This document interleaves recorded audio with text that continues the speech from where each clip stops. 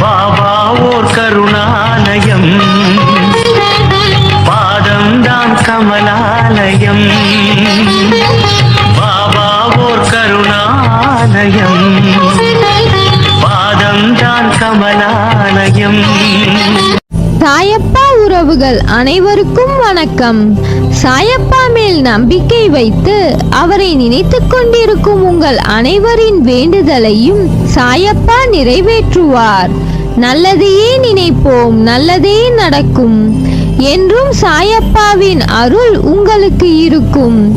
நம் மனதிற்கு இதமான சாயப்பாவின் இன்றைய அருள்மொழியை கேட்போமா? அன்பு குழந்தையே, இந்த மனித வாழ்க்கை தான் எத்தனை அற்புதமானது.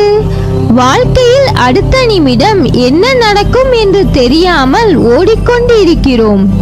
அப்படி இருக்கும்போது உன் வாழ்க்கையை எவ்வளவு சிறப்பாக ஆக்கிக் கொள்ள வேண்டும் நீ?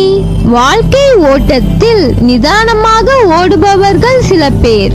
சிலர் எதற்காக ஓடுகிறோம் என்று தெரியாமலேயே ஓடுகிறார்கள். நீ அப்படி இல்லாமல் உன் வாழ்க்கையை சிறப்பாக மாற்று. எல்லோரிடமும் அன்பு செலுத்து. நேர்மறை உலகில் நேர்மறையான சூழ்நிலையில் மனிதர்களிடத்தில் வாழ்வது சுலபம். ஆனால் உலகில் நல்லவர்கள் மட்டும் வாழ்வது இல்லையே, மற்றவர்களை கெடுக்கும் சுயநலவாதிகளும் கூட இருக்கிறார்களே. ஆனால் நீ எதற்கும் பதைக்காதே. என் கை எப்பொழுதும் உன்னை காக்கும். விரைவில் உன்னை பார்த்து நகைத்தவர்களுக்கு முன்னிலையில் உன்னை நிமிர்ந்து பார்க்க செய்வேன். எந்த கெடுதலும் உன்னை நெருங்க முடியாது. அப்பா உன்னிடம் கேட்பது ஒன்றுதான்.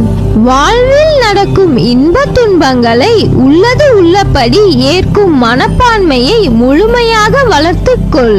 நீ எந்நேரமும் கவலைகளாலும் விரக்தியிலும் மூழ்கியே இருப்பதால் தான் உன்னுடைய கடமைகளில் கவனம் சிதறுகின்றது. எப்பொழுதும் வீழ்ந்து கொண்டே இருக்கிறோம் என்று அறிவிகளோ, காலையில் பூத்து மாலையில் வாடிவிடுவோமே என்று மலர்களோ வருந்துவதில்லை. வீழ்ந்த அருவியே அகண்ட ஆறாக நாம் வாழ்வதற்கு தேவையான வற்றாத ஜீவநதியாக ஓடுகிறது. ஒரு நாள் மட்டுமே பூத்தாலும் அப்பூக்கள் தான் இறைவனடி சேருகிறது. எனவே நான் அடிக்கடி கூறுவது, இங்கு எதுவும் நிரந்தரம் அல்ல, எல்லாம் நன்மைக்கே என்று எடுத்துக்கொள். இவ்வுலகம் நம்மை எப்படி பார்க்குமோ என்று வருந்தாதே. இங்கு உள்ளவர்களின் பார்வைக்கு விளக்கம் அளிக்க முடியாது. சிலர் உன்னை திமிரு பிடித்தவர், கெட்ட எண்ணம் உடையவர் என்றும், சிலர் உன்னை அற்புதமானவர், அன்பானவர் என்றும் கூறுவார்கள். யார் எதை கூறினாலும் நீ உன் வாழ்வில் நேர்மையாகவும் உண்மையாகவும் இரு. வாழ்க்கையில் முன்னேற வேண்டுமேயானால் உன்னை பற்றிய மற்றவர்களின் மதிப்பீடுகளில் இருந்து உன்னை மேம்படுத்த தேவையானதை மட்டும் எடுத்துக்கொள்ள வேண்டும். அவர்கள் கூறுவதில் நல்லது இருந்தால் எடுத்துக்கொள், மற்றதை கவனத்தில் எடுத்துக்கொள்ளாதே. உனக்கு தேவையற்ற வீண் சொற்களை மனதில் இருந்து அழித்து விடு. அச்சொற்களை மனதில் தேக்கி வைத்து உன் வளர்ச்சிக்கு நீயே தடையாக இருக்காதே. இந்த உலகில் சிலர் எப்பொழுதும் மற்றவர்களை காயப்படுத்துவதையே வேலையாக கொண்டிருப்பார்கள். அதைத்தான் அவர்கள் உனக்கு இழைக்கிறார்கள்.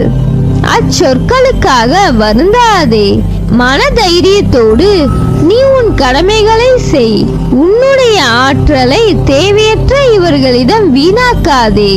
இதுவரை உன் மனதில் இருந்த வலி, துக்கம், தோல்விகளால் மனம் வெறுத்து போய் பரிதவித்தது எல்லாம் முடிவுறும். உன் உழைப்பிற்கு ஏற்ற பலன் கிடைக்கும்.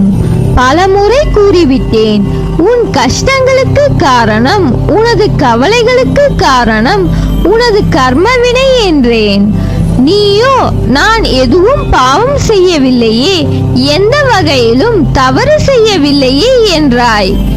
நீ இந்த ஜென்மத்தில் எதையும் செய்யவில்லைதான். ஆனால் இதற்கு முந்தைய ஜென்மங்கள் எப்படி இருந்தன என்பது உனக்கு தெரியாதே.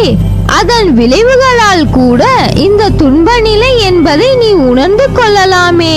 பழைய ஜென்ம விஷயங்களை சொல்லி என்னை சமாதானப்படுத்த நினைக்காதீர்கள். இதற்கு என்ன காரணம் என்பதை சொல்லிவிடுங்கள் என நீ கேட்கலாம். இறைவனின் திருவிளையாடல் உனது வாழ்வில் நடப்பதற்காகவும் நீ துன்பத்தை ஏற்க வேண்டிய நிலை உள்ளது என்பதை மறக்காதே. அப்படியானால் என் கஷ்டம் தொடர்கதையாக இருக்க போகிறதா என கேட்க தோன்றுகிறதா? நிச்சயமாக இல்லை. எப்போது நீ என்னை உறுதியாக பற்றிக்கொள்ள ஆரம்பித்தாயோ அப்போதே நீ விடுதலையின் படியில் காலை வைத்து விட்டாய் என்பதை உறுதியாக நம்பு. அப்படியானால் உனக்கு விடுதலை உறுதி அல்லவா? இந்த சாய் உம்முடைய வியாதியையும் வலியையும் பிரச்சனை போன்ற எதையும் நிர்மூலமாக்கி விடுவேன். அனைவர் மீது கருணை கொண்ட இந்த பக்கீர் அன்புடன் உன்னையும் பாதுகாப்பார். இப்போது நீ பிரச்சனைகள் தடங்கல்கள் எனும் கடலில் கழுத்து வரை மூழ்கி இருக்கலாம். துக்கமும் வேதனையுமாகிய படுகுழியில் ஆழமாக அமிழ்ந்து போயிருக்கலாம். அதை பற்றி வருத்தப்படாதே, அமைதியாக இரு. நம்பிக்கையோடு என் நாமத்தை இடைவிடாது சிந்திப்பவர்கள் துக்கப்படுவதில்லை. என் மீது விசுவாசம் கொண்ட உனது துக்க நாட்களை முடித்து வைக்க எனக்கு வெகு நேரம் ஆகாது. எனது ஆலய படிகளில் கால் வைத்த பிறகு நீ சுகத்தின் மீதுதான் சவாரி செய்ய போகிறாய். எனது நாமம் உனது உள்ளத்திலும் எனது யோக சக்தியான உதி உன் நெற்றியிலும் இருக்கும் வரை எந்த கெடுதலும் உனக்கு நெருங்க முடியாது. அதனால் நீ எதற்கும் பயப்படாதே, கலங்காதே. உன்னில் நிச்சயம் வெற்றி என்ற தீபத்தை நான் ஏற்றுவேன். உன்னில் பார்க்கும் அனைத்துமாய் அகிலத்தின் ரூபமாய் உனக்கு நான் இருப்பேன். உன் குழப்பம் அனைத்தும் தீரும் காலம் வந்துவிட்டது. இனி வரப்போகும் காலம் உனக்கு ஜெயத்தை மட்டுமே கொடுக்க போகிறது. சந்தோஷமாக இரு. இனி காலமெல்லாம் மகிழ்ச்சியாக இருக்கும். உன் குழப்பங்கள் எல்லாம் தீரும். உன் அம்மாவாக அப்பாவாக என்றும் துணை இருப்பேன். நல்லதே நடக்கும். நீ என் பரிபூர்ண அருளும் ஆசீர்வாதமும் அன்பும் பெற்ற என் செல்ல பிள்ளை.